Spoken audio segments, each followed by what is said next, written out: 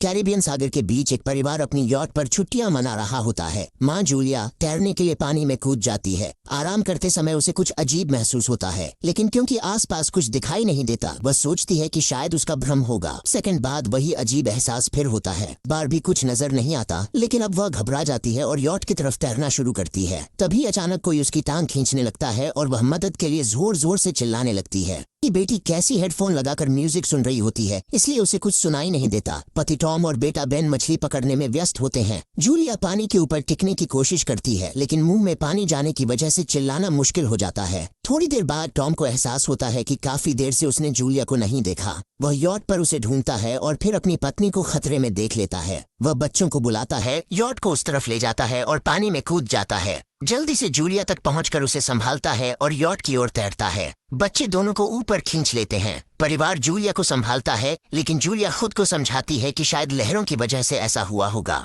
रात को सब मिलकर बेन का जन्मदिन मनाते हैं। कैसी को उसके बॉयफ्रेंड का कॉल आता है, तो वह लैपटॉप लेकर बाहर चली जाती है। वीडियो कॉल में उसका बॉयफ्रेंड दिखाता है कि शहर के ऊपर बड़े बड़े काले बादल छा गए हैं। कॉल ग्लिच होकर फ्रीज हो जाती है। कैसी यह बात परिवार को बताने आती है, लेकिन टॉम कहता है कि शायद जमीन से दूर होने की वजह से सिग्नल कमजोर है। तभी सबको एक आवाज सुनाई देती है। वे सब बाहर जाते हैं और देखते हैं कि व्हेल मछलियों का एक समूह गुजर रहा है। टॉम समझाता है कि व्हेल मछलियां हमेशा पृथ्वी के मैग्नेटिक फील्ड को फॉलो करती हैं, लेकिन जब तूफान आता है तो वे कंफ्यूज हो जाती हैं। अचानक यॉट जोर से हिलती है और बेन गिर जाता है। टॉम को चिंता होती है कि कहीं यॉट को नुकसान तो नहीं पहुंचा, इसलिए वह डाइव करके नीचे चेक करने चला जाता है। कुछ देर बाद वह सतह पर वापस आता है, लेकिन उसके कंधे पर एक बड़ा घाव होता है। जूलिया तुरंत उसका जख्म सीती है। टॉम बताता है कि पानी के अंदर उसे ऐसा लगा जैसे उसके पीछे कोई बहुत बड़ा जीव था, लेकिन जब उसने मुड़कर देखा तो प्रोपेलर से कट लग गया। वह कहता है कि जो भी चीज थी बहुत बड़ी थी। टॉम को यॉट पर काफी नुकसान दिखाई देता है, इसलिए उन्हें मदद बुलानी पड़ती है। जूलिया बार बार रेडियो पर कोशिश करती है। कैसी फोन पर सिग्नल ढूंढती है, लेकिन कुछ भी काम नहीं करता। तभी कैसी को एक अजीब सा जीव दिखाई देता है और वह चिल्ला उठती है, लेकिन वह तो बस बेन होता है जो मास्क पहनकर मजाक कर रहा होता है। कुछ देर बाद यॉट पूरी तरह बंद हो जाती है और समुद्र के बीच में फंस जाती है। जूलिया रेडियो में एक आवाज सुनती है, लेकिन आवाज इतनी खराब होती है कि उसे कुछ समझ नहीं आता।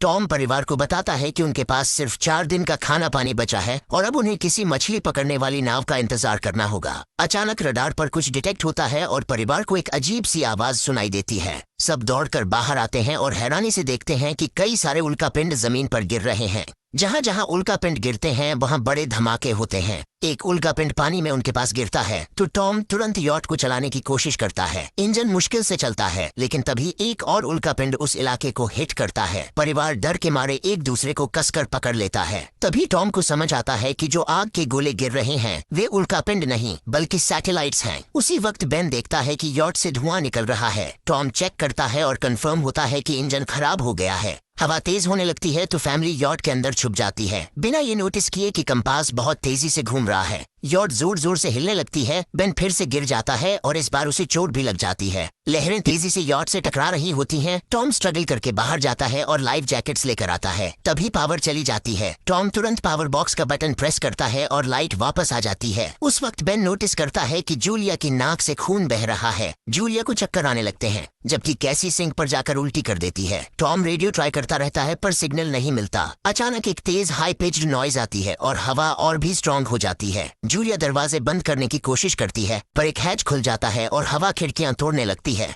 टॉम एक फ्लेयर जलाता है और थोड़ी देर बाद अंधेरा छा जाता है। अगली सुबह फैमिली शॉक में उठती है कि वो स्टॉर्म से बच गए हैं, लेकिन यॉट आधी तबाह हो गई होती है। जब वो बाहर आते हैं तो देखते हैं कि समुद्र का पानी गायब हो गया है और यॉट अब जमीन पर अटकी है। सब ये देखकर शॉक में आ जाते हैं। कैसी सिग्नल चेक करती है पर नेटवर्क बिल्कुल डाउन होता है। बेन 2 मरे हुए केकड़ों से खेलने लगता है। टॉम कंपास चेक करता है और देखता है कि वो उल्टा हो गया है। ये आखिरी बार 7 लाख साल पहले हुआ था। कैसी को लगता है कि उसका बॉयफ्रेंड मर गया होगा और वो टूट जाती है। जब जूलिया उसे समझाने आती है तो कैसी उसे दूर कर देती है और छुपने चली जाती है। जूलिया और टॉम बची हुई सप्लाईज देखते हैं। बेन अपने बर्थडे बलून्स एक पत्थर से बांध देता है ताकि शायद कोई बचा हुआ सर्वाइवर देख ले। टॉम फिर रेडियो ट्राई करता है और इस बार एक आदमी से कनेक्शन हो जाता है। उसका नाम नाव होता है और वो एक सबमरीन का कैप्टन होता है। उसकी सबमरीन भी लैंड पर अटक गई है। वो कंफर्म करता है कि मैग्नेटिक पोल्स रिवर्स हो गए हैं, इसलिए ओशन पीछे हट गया है और जमीन डूब गई है। वो कहता है कि उसने अभी तक और सर्वाइवर्स नहीं देखे और कम्युनिकेशन सिस्टम्स बिल्कुल डाउन हो गए हैं। वो मजीद ये भी कहता है कि पोल्स फिर रिवर्स होंगे और शायद 1 हफ्ते में समुंदर वापस आ जाएगा। वो फैमिली को वार्न करता है कि जितना हो सके ऊंची जगह चढ़ जाओ, क्योंकि जब पानी वापस आएगा तो वो बहुत खतरनाक होगा। वो बोलता है उसका पार्टनर क्रैश में मारा गया और सबमरीन में बस 3 लोगों की ही जगह है। जूलिया और टॉम उससे कहते हैं कि प्लीज हमारे बच्चों को बचा लो। वो उन्हें अपने कोऑर्डिनेट्स दे देता है। टॉम कैलकुलेट करता है कि सबमरीन तक पहुंचने में 2-3 दिन लगेंगे। वो फैमिली से कहता है आज रात अच्छे से आराम कर लो, कल सुबह हम निकलेंगे। अगली सुबह फैमिली सामान पैक कर रही होती है, तभी टॉम को पास में कुछ हिलता हुआ दिखता है। वो एक लंगड़ा आदमी होता है जिसके हाथ में हार्पून होती है और साथ में एक कुत्ता लगातार भौंक रहा होता है। टॉम उसके पास जाता है और उसे पानी की बोतल देता है, लेकिन वो आदमी कुछ ऐसी भाषा में बोलता है जो टॉम समझ नहीं पाता। पानी पीने के बाद वो अजनबी अचानक टॉम के सिर पर बोतल मारता है और चेहरे पर जोर का लात मार देता है। जूलिया डर के मारे भागती है, लेकिन तब तक देर हो चुकी होती है। वो आदमी टॉम के पेट में हार्पून घुसा चुका होता है। टॉम कुछ पल तक तड़पता है और फिर वो उसकी गर्दन भी काट देता है। फिर वो आदमी जूलिया के पीछे भागता है और उस पर हार्पून फेंकता है, जिससे उसके कंधे में चोट लग जाती है। जूलिया दर्द सहते हुए यॉट के अंदर भागती है और बच्चों को बोलती है कि छुप जाओ। वो दरवाजा लॉक कर देती है। कैसी और बेन सोफे के अंदर घुस जाते हैं। जूलिया उन्हें फ्लेयर गन पकड़ाती है और खुद एक चाकू लेकर बाथरूम में छुप जाती है। वो आदमी दरवाजे पर जोर जोर से धक्के मारता है और आखिर अंदर घुस ही जाता है। पहले वो थोड़ा खाना उठाता है और फिर यॉट में इधर उधर ढूंढने लगता है, फिर बाथरूम की तरफ जाता है, लेकिन जूलिया समझदारी से एक छोटे छेद से बाहर निकल जाती है। वो आदमी सोचता है कि जूलिया भाग गई, लेकिन जैसे ही वो धीरे से निकलने लगती है, उसका कुत्ता उसे देख लेता है और भौंकने लगता है। कुत्ता उस पर झपटता है तो जूलिया चाकू से उसे मार देती है। कुत्ते की चीख सुनकर वो आदमी बाहर आता है और अपने कुत्ते की लाश देखकर आग बबूला हो जाता है। इस बीच जूलिया यॉट के दूसरे साइड से अंदर जाने की कोशिश करती है। वो ऊपर चढ़कर टूटी हुई खिड़की से अंदर घुसने लगती है, लेकिन वो आदमी पहले ही वहां पहुंच जाता है। वो उसे पकड़कर जोर से मुक्का मारता है, जिससे वो नीचे गिर जाती है। जूलिया फर्नीचर पकड़कर बचने की कोशिश करती है, लेकिन वो आदमी उसे लात मारकर दूर फेंक देता है। फिर वो उसकी कलाई पर पैर रख देता है ताकि वो चाकू छोड़ दे,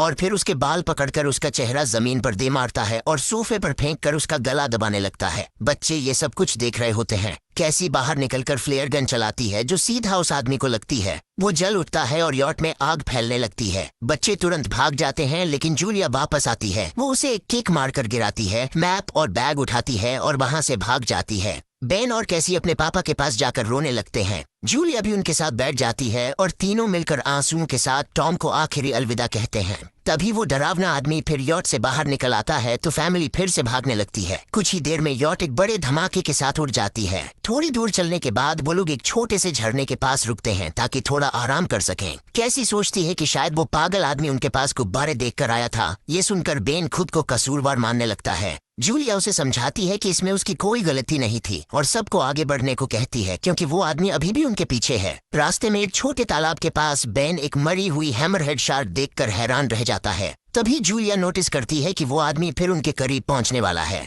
सब लोग दौड़ पड़ते हैं और एक रेत के टीले से नीचे गिर जाते हैं, जहां उन्हें जहरीला कचरा दिखाई देता है। फैमिली सावधानी से उसे पार करती है और लगता है कि उन्होंने उस आदमी से पीछा छुड़ा लिया है। चलते चलते उन्हें बड़े बड़े मरे हुए सी एनिमल्स और समुद्र के नीचे जमा हुआ सारा प्लास्टिक दिखने लगता है। बेन धीरे धीरे चलने लगता है तो जूलिया समझ जाती है कि वो डिहाइड्रेशन के करीब है। वो सबको रुकने को कहती है। जब वो पानी की बोतल देखती है तो उसे झटका लगता है। बोतल में पानी लगभग खत्म हो चुका होता है। कैसी को एहसास होता है कि शायद उसने बोतल ठीक से बंद नहीं की थी। जूलिया गुस्से में चिल्लाती है कि उसकी लापरवाही की वजह से पानी खत्म हो गया। कैसी जवाब देती है, क्या फर्क पड़ता है, वैसे भी हम बचने वाले नहीं हैं। दोनों के बीच लंबी बहस होती है, फिर भी फैमिली आगे चलती रहती है। कुछ देर बाद उन्हें एक क्रैश हुआ प्लेन मिलता है। अंदर कुछ हिलता डुलता देख सब डर जाते हैं, लेकिन वो सिर्फ कुछ पक्षी होते हैं। फैमिली तय करती है कि रात यहीं प्लेन के अंदर गुजारेंगे। वो थोड़ा सा स्नैक शेयर करते हैं और जूलिया को टॉम की जैकेट में एक फैमिली फोटो मिलती है, जिसे देखकर उसका दिल टूट जाता है। कैसी पूछती है, मॉम आप और डैड की लव स्टोरी क्या थी?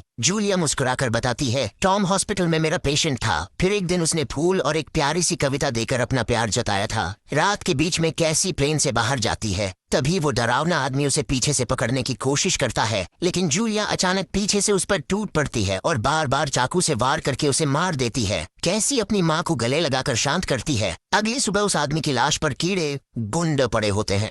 फैमिली नोटिस करती है कि उसके शरीर पर कई काटने के निशान हैं, मतलब इस एरिया में कोई खतरनाक जीव छिपा हुआ है। जैसे ही वो लोग वहां से निकलते हैं, केकड़े उसके मुंह से बाहर निकल आते हैं। कुछ घंटों बाद जूलिया और कैसी मैप देख रही होती हैं, लेकिन बेन धीरे से आगे निकल जाता है। जूलिया चिल्लाती है, रुक जाओ, लेकिन बेन एक तालाब में झुककर पानी पीने लगता है। जूलिया तुरंत उसे खींचकर बाहर निकालती है और समझाती है कि अनजान पानी उसे बीमार कर सकता है। धूप बहुत तेज हो जाती है तो फैमिली अपने सिर कपड़ों से ढक लेती है। बेन को चक्कर आने लगते हैं। तभी उन्हें कुछ पुराने कुर्सियां मिलती हैं और जूलिया कैसी उनसे एक टेम्पररी शेल्टर बना लेती हैं। जूलिया बेन को इंजेक्शन लगाती है और तय करती है कि वो रात वहीं बिताएंगे। सुबह जूलिया एक अजीब सी आवाज सुनकर उठती है। बाहर जाकर देखती है तो क्रैब्स का एक बड़ा झुंड उनकी तरफ आ रहा होता है। वो तुरंत बच्चों को उठाती है और तीनों भागना शुरू कर देते हैं। भागते भागते उन्हें एक बड़ा कार्गो शिप दिखाई देता है। वहाँ 3 क्रू मेंबर्स जिंदा होते हैं। एक औरत उनकी मदद करना चाहती है लेकिन बाकी 2 आदमी मना कर देते हैं और तीनों फैमिली को बाहर छोड़कर कंटेनर लॉक कर लेते हैं। क्रैब्स पास आ जाते हैं। जूलिया बच्चों को कंटेनर के ऊपर चढ़ाती है। खुद जब चढ़ने लगती है तो क्रैब्स उसके पैर को जोर से काट लेते हैं।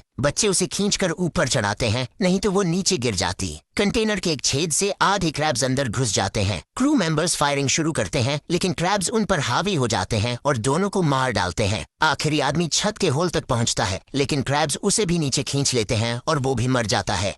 जूलिया अपने जख्म पर पट्टी बांधती है और बेहोश हो जाती है। कुछ देर बाद जब वो उठती है तो खुद को रेत के तूफान के बीच अकेली पाती है। वो घबराकर बच्चों को ढूंढने लगती है। एक मरी हुई औरत का हथियार उठाती है और जोर जोर से चिल्लाती है। कैसी उसकी आवाज सुनकर लौट आती है और बताती है कि वो और बेन मदद ढूंढने गए थे लेकिन कोई नहीं मिला। फिर दोनों बेन से मिलते हैं जिसे एक खुला कंटेनर मिलता है जहां वो तूफान खत्म होने तक रुक सकते हैं। जूलिया टॉम का लाइटर निकालती है और अपने जख्म को जलाकर बंद करती है जो बेहद दर्दनाक होता है। तूफान थमने के बाद उन्हें एक और कंटेनर मिलता है जिसमें बहुत सारी पानी की बोतलें होती हैं। बॉडीज चेक करते वक्त उन्हें एक रेडियो और एक गन भी मिलती है। जूलिया नाव से संपर्क करती है और बताती है कि मैप खो गया है। इस पर नाव बताता है कि उन पर आर्थ्रोपॉड्स ने हमला किया था। वो अबिस के जीव हैं जो ऑक्सीजन की वजह से पूरी तरह पागल हो चुके हैं। अब नाव फैमिली को जल्दी करने को बोलता है क्योंकि उसके इंस्ट्रूमेंट्स ने कैलकुलेट किया है कि समुद्र उम्मीद से ज्यादा जल्दी वापस आएगा और उनके पास सिर्फ कुछ घंटे बचे हैं। वो एक फ्लेयर शूट करता है और फैमिली उस दिशा में चलना शुरू करती है। लंबी वॉक के बाद फैमिली को एक टूटा हुआ टॉयलेट मिलता है जिसमें बेन पेशाब करता है। अब वो लोग आखिरकार सबमरीन को पास ही देख लेते हैं लेकिन वहाँ पहुँचने के लिए उन्हें एक बड़ा चट्टानी रास्ता पार करना होगा। जैसे ही वो रास्ते से गुजरते हैं दीवारें हिलने लगती हैं और पत्थर गिरने लगते हैं जिससे एक भयानक रॉक स्लाइड हो जाता है। जूलिया तुरंत अपने बच्चों को साइड में धक्का देती है और खुद भी पीछे हट जाती है ताकि कुचली न जाए। अब एक पत्थर की दीवार उनके बीच आ गई है।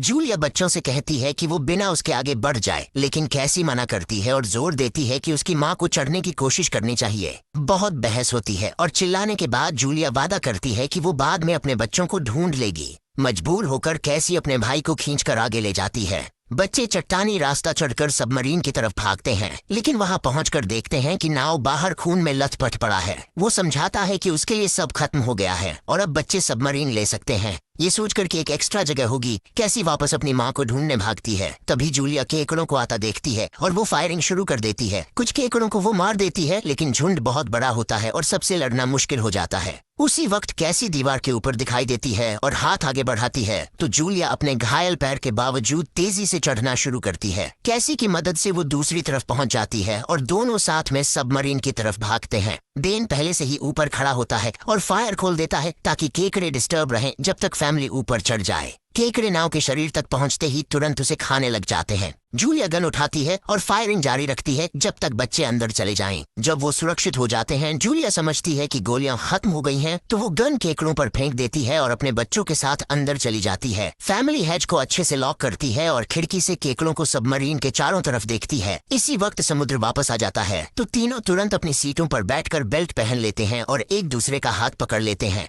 तेज लहरें सबमरीन को जोर जोर से इधर उधर फेंकना शुरू कर देती हैं, जिससे जूलिया को पूरी जर्नी के विजन दिखने लगते हैं और कैसी उल्टी कर देती है। जल्दी ही वो हाई पिच आवाज वापस आती है और फैमिली बेहोश हो जाती है। कुछ देर बाद जूलिया और बच्चे होश में आते हैं और खुद को जिंदा देखकर खुश होते हैं। वो हैच अनलॉक करके बाहर निकलते हैं और देखते हैं कि लहरों ने सबमरीन को एक तबाह शहर में गिरा दिया है। यानी अब जिंदा रहने और नया जीवन शुरू करने की उम्मीद है। और यहीं पर फिल्म खत्म होती है। चैनल को सब्सक्राइब करना न भूलें और बेल आइकन जरूर दबाएं ताकि आपको ऐसे ही मजेदार वीडियो मिलते रहें। देखने के लिए धन्यवाद।